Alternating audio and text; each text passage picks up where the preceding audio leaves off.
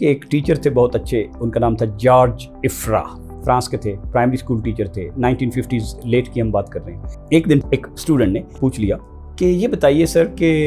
یہ نمبر آئے کہاں سے ہیں، کیونکہ maths is about patterns in number and space, یہ بہت ایلیگنٹ ڈیفینیشن۔ تو ان کا teacher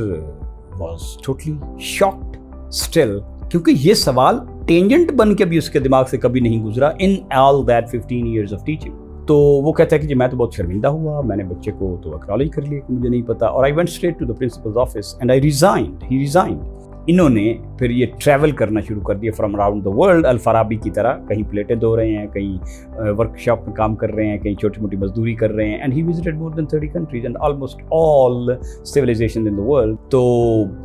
he wrote a book,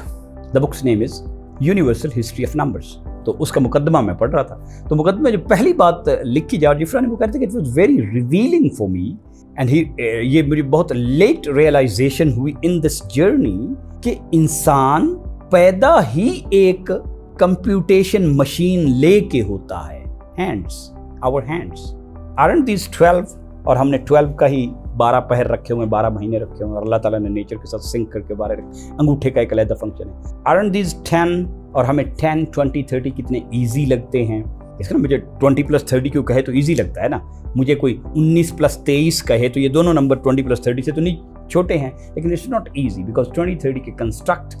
tens کے ہمارے اندر انیٹ نیچر نہیں اللہ تعالیٰ نے بنا کے بھیجے ہوں۔ تو سارا مینٹل میتھ ہم کرواتے ہی اس طرح ہیں کہ گو فار دا نیچر کی جو کنسٹرکٹ ہیں ان کو بیسٹ یوٹیلائز کرو۔ تو یہ کانکریٹ ہے، تو concrete starts with your own